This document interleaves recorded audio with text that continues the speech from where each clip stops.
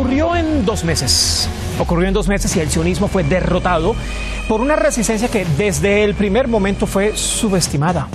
Hezbollah lanzó poderosas arremetidas de represalia contra Israel por el genocidio que comete, que sigue cometiendo, que ya se aproxima a los 15 meses. En una semana se cumplen 15 meses de genocidio del régimen sionista contra la Franja de Gaza.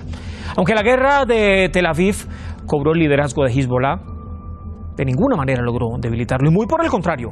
El movimiento de resistencia libanesa dice ahora tener mayor determinación para luchar contra el enemigo. Bienvenidos a esta edición especial de Detrás de la Razón. Gracias por acompañarnos.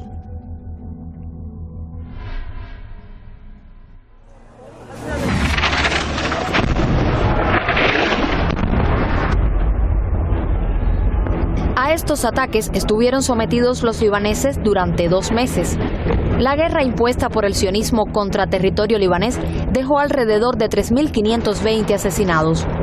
Los heridos pasaron los 15.000. Israel recrudeció los ataques y lanzó una incursión en el sur libanés a finales de septiembre.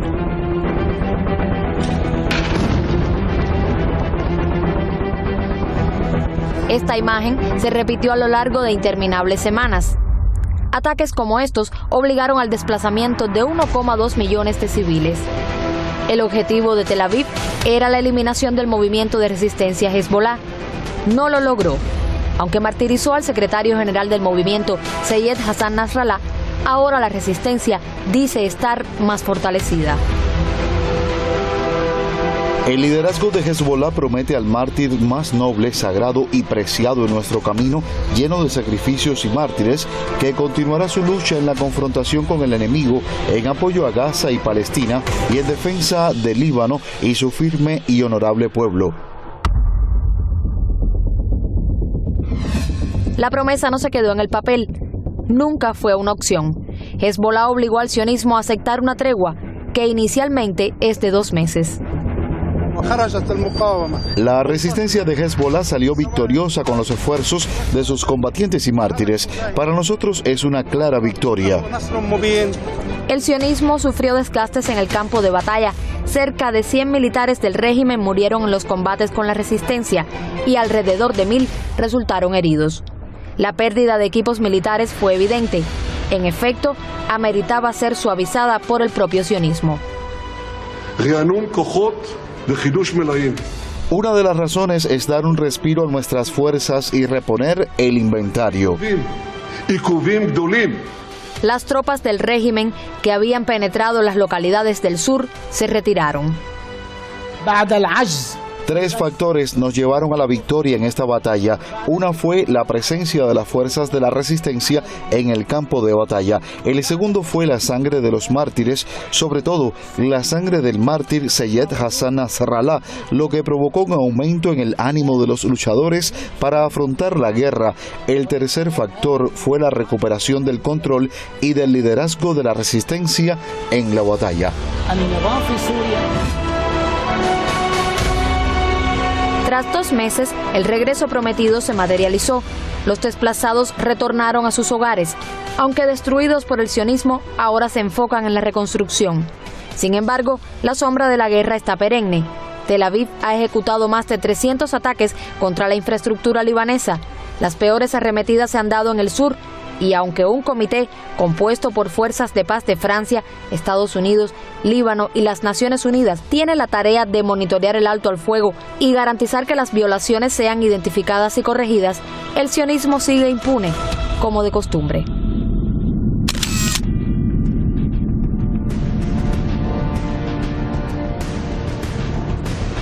Impune como de costumbre. A eso nos ha estado acostumbrando el sionismo a lo largo no solamente de este último año, sino durante aproximadamente 8 décadas de expansionismo del régimen de Israel.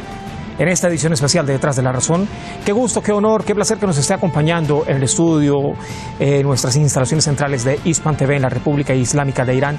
Chema Sánchez es periodista, analista político, analista internacional, integrante de la red de intelectuales, artistas y movimientos sociales en defensa de la humanidad y también miembro de la Resistance Gathering. Es también cofundador y director de antiimperialistas.com, periodista. Chema, bienvenido. Muchas gracias por acompañarnos, gracias por sacar parte de su tiempo para venir y para concedernos esta entrevista en nuestros estudios en Irán. Un placer y un honor estar aquí con vosotros, la verdad. Vaya que este 2024 deja mucho que decir por lo que ha venido ocurriendo en esa región de Asia Occidental, que uno dice, lo que ocurre en Asia Occidental o lo que ocurre en Medio Oriente no tiene nada que ver con lo que pasa en Europa, no tiene nada que ver con lo que pasa en América Latina, no tiene ninguna repercusión con lo que ocurre en el continente africano, pero no es así. Conversábamos tras cámaras, es un 2024 que incluso ha infligido derrotas al sionismo, pero no solamente derrotas al sionismo, también a quienes lo apoyan alrededor del mundo.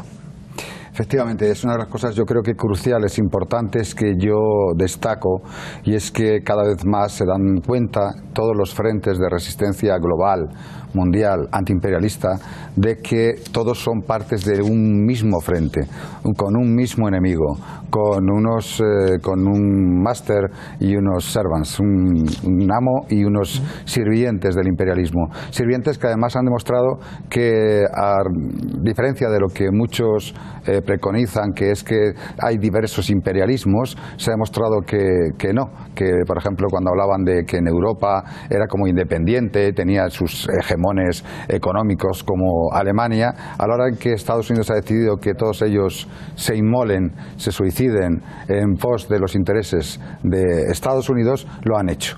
Pero es que además cualquier parecido con la realidad del orden mundial ahora mismo es, podríamos decir, una broma, y efectivamente cuando estamos viendo cómo se destruye ese orden mundial, no por el eje antiimperialista de resistencia, sino por esa Europa, ese sionismo, ese Estados Unidos y ese nazismo en Ucrania, todos unidos en pos de sus intereses de hegemonizar el poder en una sola parte del mundo, pues vemos que todos los demás deberíamos estar unidos en un eje de resistencia común.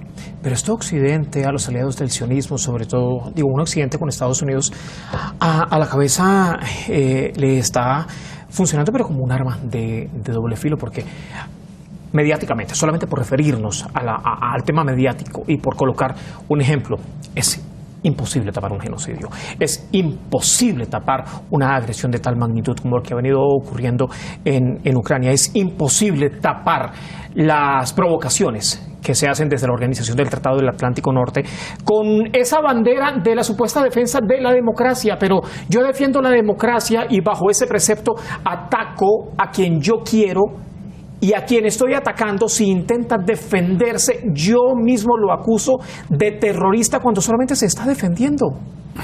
Sí, bueno, es que eso no es un chiste. Sí, es un chiste porque además, en principio, los conceptos ya son equívocos de partida.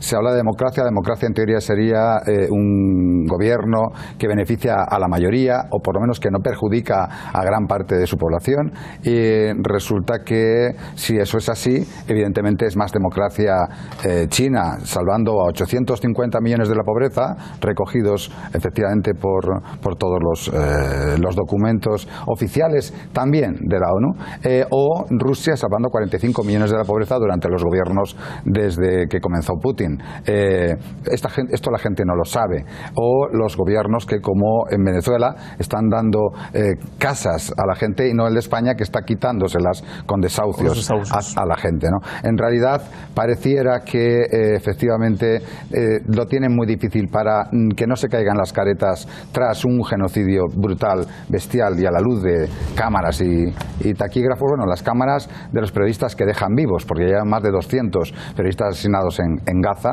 Pero realmente yo también pensaba que era imposible taparlo, pero yo que vivo en Occidente, nosotros que vivimos en Occidente, nos damos cuenta de que la gente está asustada, está secuestrada por un poder mediático que responde con todo cinismo a las órdenes e instrucciones de lo que dice el imperio que tiene que vender. Y cuidado con eso, porque eso supone que nosotros tenemos que estar no solo arremetiendo contra este cinismo con una verdad que tenemos que difundir desde Occidente y desde Oriente, sino que además tenemos que saber cuándo ellos empiezan a buscar el punto débil de nuestra comunicación para hacernos daño. Yo creo para criminalizarla.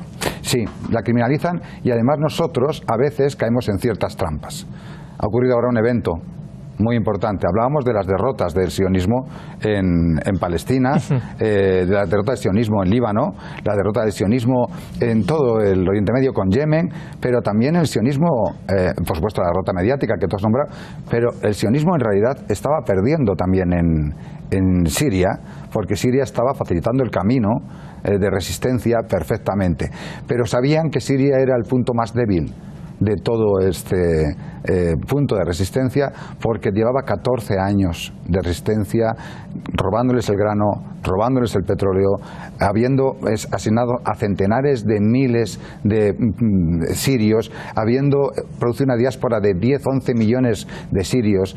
Creación y apoyo de grupos terroristas. Sí, eso además con la fórmula de la utilización de grupos terroristas que son mercenarios a las órdenes de los intereses del imperio. Mercenarios que eran Al-Qaeda, mercenarios que eran Al-Nusra, mercenarios que son el frente que ahora mismo está gobernando Siria. Por tanto, alguno dice, bueno, se están expandiendo y ahora con este gobierno de Siria, esta administración terrorista de Siria, ¿se van a seguir expandiendo más o no? ¿Cómo va a responder esa administración? La administración de Siria sigue siendo la misma que era cuando se gobernaba en Idlib por los terroristas y por Estados Unidos. Esa es la administración. Bueno, el actual integrante de ese, o el que está a la cabeza de ese gobierno de transición que está vigente hasta el 1 de marzo de 2025, era la autoridad política de la provincia de Idlib, en el norte del país, donde tenía mayor presencia el grupo HTS. Acá hay un tema fundamental y es esa ausencia de justicia, o tal vez llamarle esa perenne injusticia internacional, injusticia alrededor del mundo. Ya lo decíamos, se criminaliza a quien defiende a esas mal llamadas, ¿no? En algunas oportunidades mal llamadas minorías, pero que son necesarias para defender los derechos humanos y para preservar sobre todo la existencia de esas comunidades. El tema acá de esa injusticia, y que ha quedado desde luego en la palestra, para no alejarnos lo que ha ocurrido recientemente en el Líbano. Más de 300 violaciones al alto el fuego que fue pactado entre la resistencia, que la resistencia más bien obligó a pactar con el régimen de Israel después de su desgaste. Pero son unas violaciones que se hacen desde esta zona de la frontera azul, que en teoría debería ser resguardada por tropas de la Organización de las Naciones Unidas. A diario se están ejecutando violaciones contra esta tregua, que es inicialmente por 2 meses. ¿Qué puede esperarse para un 2025 después de un 2024 donde lo que menos hubo fue justicia? Bueno, yo creo que se puede esperar por una parte lo de siempre, que es impunidad e inmunidad, y por otra parte, que eso es la parte occidental, va a seguir mirando para otro lado mientras se sigue violando esos derechos.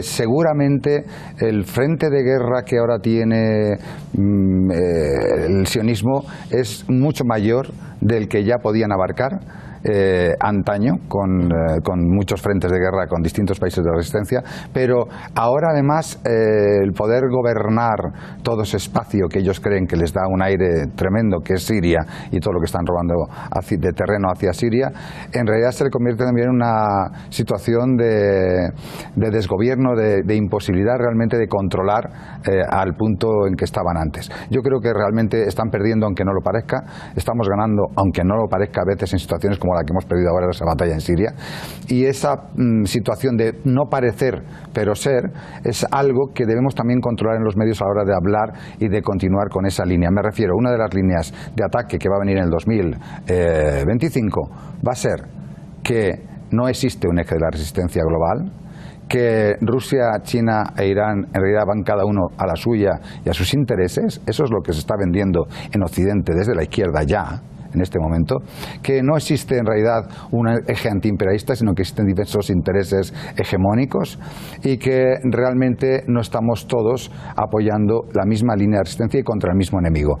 Eso sucede tras una derrota, que esa sí que hay que reconocerla, en la pérdida de Siria, pero una derrota que al final se ha asumido como una derrota de una parte de la batalla para fortalecer la resistencia y para contraatacar desde otros puntos, porque el terreno de juego en la guerra para ganarlo hay que no utilizarlo o no enfrentarnos en el que nos propone el enemigo, sino en el que nosotros proponemos o disponemos. No caer en trampas. No caer en trampas. Y hay una trampa mediática. Hablabas de que por meternos en lo mediático, que parece lo normal, porque estamos tú y yo aquí, que le demos importancia. No.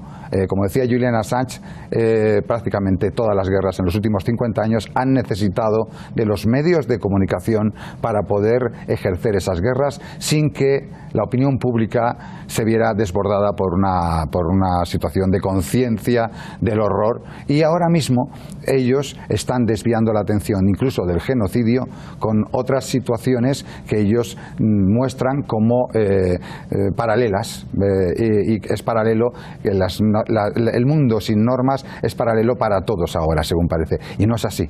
Está actuando con normas, con justicia, con equidad, con criterio, con responsabilidad. Incluso los ataques y las promesas verdaderas de Irán se han hecho con criterio. La defensa y la resistencia contra la OTAN y contra Europa ha sido de Rusia, ha sido con criterio y siguiendo seguramente muchas más normas internacionales de las que nunca ha seguido ninguna guerra de Occidente. Todo esto creo que es uno de nuestros retos para el 2025. Saber unirnos en el eje de resistencia también mediático, saber estar a tiempo para cortar inmediatamente esas líneas de argumentación falaces que solo buscan la parálisis, que solo buscan la posibilidad de neutralidad falsa, una neutralidad que en un desvío de alguna u otra manera, una cortina de humo tal vez. Sí. Bloqueo. Un bloqueo que te hace ponerte en neutralidad en un momento de agresión. No puedes ser neutral. Entonces tienes que tomar partido. Y esto es lo que ellos quieren volver a recuperar, porque en eso se han basado todas sus acciones. Esa supuesta neutralidad incluso que han mostrado, digo supuesta porque en medio de un genocidio, en medio de la defensa de los derechos humanos, en medio de las condenas a los crímenes de guerra o de lesa humanidad, me atrevo a decir, no se debería tener medias tintas. No, se debería A o B, no hay un poquito de B o no B menos un poquito llegando a el tema de las medias tintas que han tenido las monarquías del Golfo Pérsico, incluso países vecinos de los territorios ocupados por el régimen de Israel, que se han limitado a condenas diplomáticas. En la diplomacia todo es muy lindo, en el papel todo queda muy bonito, lo protocolar se vende como bonito, pero tras bastidores, el background, no lo que realmente está ocurriendo, el tema de Jordania, el tema de las monarquías árabes, por ejemplo, que pueden tener el mismo futuro, la misma mala suerte que están teniendo en este preciso momento los palestinos. ¿Cómo quedan esas monarquías en la región de Asia Occidental, monarquías árabes?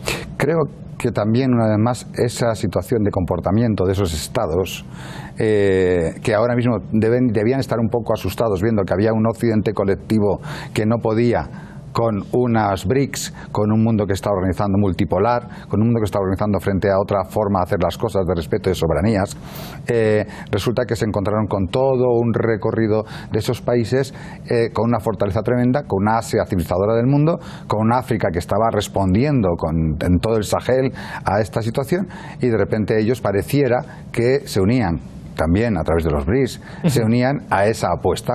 Pero cuando ha llegado la arremetida violenta del imperio contra Siria, han vuelto a mostrar su cara, y cuando ha llegado la necesidad ya pedida desde Siria, recordemos que Bashar al-Assad pidió en la última reunión de la Liga Árabe, pidió que ya bastaba de palabras y que había que hacer algo con lo de Palestina y el mundo precisamente de todas esas monarquías feudales. Realmente ellas parecieron ahí un momentito temblar, porque los pueblos, si se liberan, responderán a esos propios estados, a esas propias monarquías como se debe. Pasarán factura. Pasarán factura. Y entonces había parecido que un temor, pero al final han terminado haciendo esos estados lo que hacen los estados que son títeres del imperio, han terminado obedeciendo, y creo que inmolándose de cara a futuro también esos estados, como está haciendo Europa, de cara a futuro está inmolando solo por los intereses del hegemón del imperio. Y una cosa que no se me olvide, antes has comentado lo de precisamente, bueno, la situación, estábamos comentando entre bastidores, la situación precisamente del líder del sionismo, del ente infanticida. Realmente yo creo que hay que hablar siempre en el sionismo del sionismo como herramienta como ente y del sionismo como conjunto. No creo que sea bueno. ¿Esa herramienta, digamos, como brazo ejecutor? Sí, no solo brazo ejecutor, sino como conjunto, quiero decir. No es que el que esté gobernando ahora mismo, Netanyahu, no es ni el peor ni el mejor de los sionistas, es un sionista. Y como sionista piensan igual el 80 o el 90% de todos los sionistas de Israel. Son así. Quiero decir, nos engañamos nosotros mismos cuando pensamos si no está Netanyahu va a haber otra posición de gobierno. ¿Cuántos gobiernos no han habido en estas 8 décadas y mire todo el expansionismo que han venido ejecutando en detrimento de las poblaciones árabes? Absolutamente. Entonces, una de las cosas que suelen hacer los medios de comunicación occidentales es poner a un señor como chivo expiatorio para que en el futuro quitas a ese señor, pones a otro y es que hemos cambiado la geografía, la escenografía, la hemos cambiado. Pero eso incluso puede ser una estrategia que venga desde un brazo ejecutor que se intente mostrarse como un poquito más poderoso o buscando arreglar el mundo a su manera, entregar cabezas. Sí, claro, pero seguiremos cayendo en la trampa. No cambia el sistema, sigue existiendo un ente sionista con una forma de ser y de estar absolutamente genocida, colonial, y bueno, por supuesto, y brazo de colonial e imperialista. No vamos a conseguir cambiar a los nazis ni a los sionistas, y lo que tenemos que hacer es efectivamente erradicarlos. Tenemos que conseguir que Palestina sea libre del río al mar. No hay otra solución. E Irán lo sabe, y una de las cosas importantes también que quiero decir aquí, que estoy en Irán, que estoy en tierra liberada. No sé, me lo dirás tú, el nivel de conciencia de todo el pueblo de lo importante que es esto. Tú y yo nos vamos pronto a lo mejor a ver otras tierras liberadas. Pero lo que sí que es cierto es que esta tierra liberada en este momento tiene una alianza expresa o no expresa, pero es una alianza por destino común, ya inexorable, entre Rusia, China e Irán. Son los tres baluartes, la vanguardia real ahora mismo del choque antiimperialista más brutal y más importante es China, Rusia e Irán. Rusia y China ya sabían que tenían destino común, estaban espalda contra espalda y sabían que si caía uno, caía el otro. Pero es que en este momento, tras toda la arremetida contra el Palestina y todo lo que están haciendo en esta zona de nuevo, el Irán, que es protagonista fundamental de la resistencia también palestina, Irán se ha convertido también en la tercera pata de ese destino común. No puede caer Irán, porque si cae Irán, Rusia y China saben que están perdidos. Y por tanto, la coalición oriental tiene que funcionar, y sabemos todos que lo digan o no lo digan, tenemos todos que apoyar a ese tridente Rusia, China, Irán, como si se nos fuera la humanidad en ello. Es realmente la defensa de la humanidad. Y amparándose en eso, incluso desde el propio ejecutivo iraní han intentado ir las autoridades un poco más allá, pedir unidad islámica, que se hace tan necesaria, sumamente necesaria, la unidad islámica. Chema, me queda poco tiempo, lamentablemente, el tiempo en televisión vuela, es una lástima. Me queda un minuto. ¿Qué hubiese pasado? ¿Qué hubiese sido de Palestina, de la Franja de Gaza, si no hubiese existido ese accionar un día después del recrudecimiento? Porque el genocidio no comenzó el 7 de octubre del 23, sino que comenzó a recrudecerse con mayor intensidad. ¿Qué hubiese ocurrido si no hubiese existido ese accionar, por ejemplo, de Hezbollah de Líbano? Me queda muy poco tiempo. No, bueno, Hezbollah del Líbano, aunque jamás y toda la resistencia palestina local estuvo siempre plenamente consciente de que ellos eran los principales protagonistas en este terreno en Gaza, saben que para la defensa global de Palestina, sin Hezbollah no hubiera podido salir adelante. Por eso, la violencia tremenda contra Hezbollah, el asesinato de sus líderes, igual que los de Hamas, y por eso también en esa resistencia de la región, de Líbano y de Palestina, Irán ha estado permanentemente empujando, ayudando, resistiendo.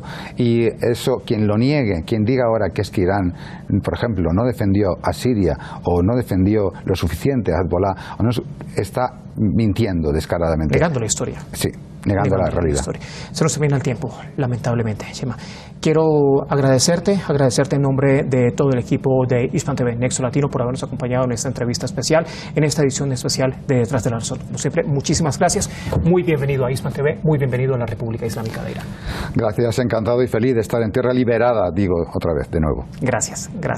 Sin duda que 2024 deja duras elecciones al sionismo y también Al régimen encabezado de momento por Benjamin Netanyahu, la cabeza política, nos referimos. La resistencia no está en condiciones de aceptar más agresiones regionales, mucho menos imposiciones para la expansión del sionismo. La unidad del eje de resistencia ha sido la piedra en el zapato para un Israel que requiere, sin lugar a dudas, del apoyo y de la impunidad occidental, nada más y nada menos que para su supervivencia. Hasta mañana. Feliz Nochebuena.